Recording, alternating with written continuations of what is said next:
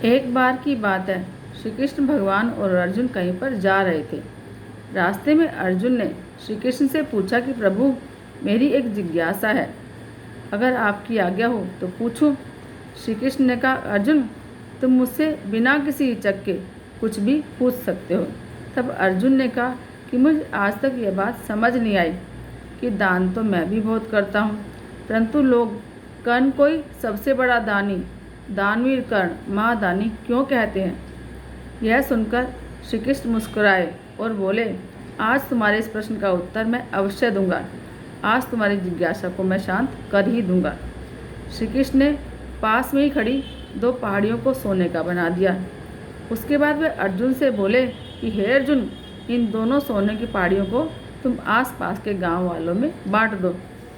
अब अर्जुन प्रभु से आज्ञा लेकर तुरंत यह काम करने के लिए चल दिया।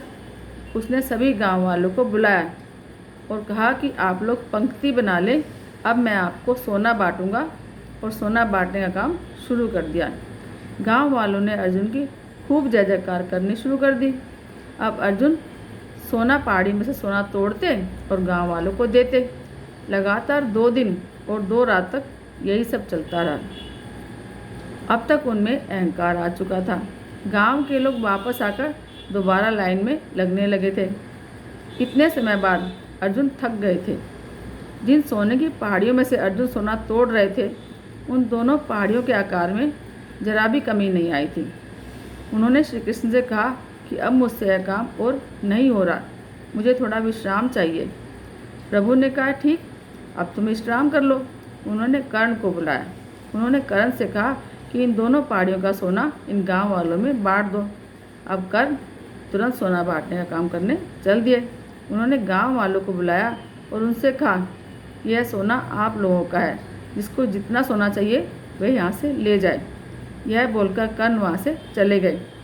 यह देखकर अर्जुन ने कहा, ऐसा करने का विचार मेरे मन में क्यों नहीं आया।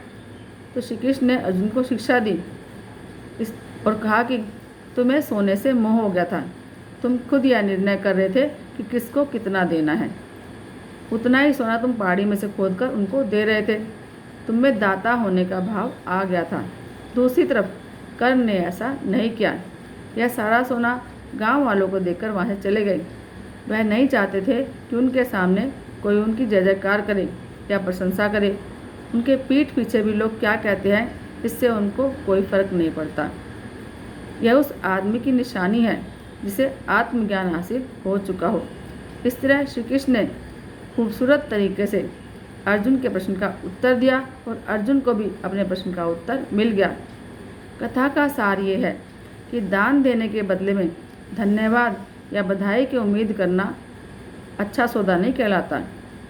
यदि आप किसी को कुछ देना ही चाहते हैं, दान देना चाहते हैं, सहयोग करना चाहते हैं, तो हमें बिना किसी उम्मीद और आशा के यह करना चाहिए, ताकि वह हमारा सत्कर्म हो, न कि हमारा अहंकार हो और हमारे अंदर ये भावना ना आए कि हम देने वाले हैं। दाता एक राम, भिखारी सारी दुनिया।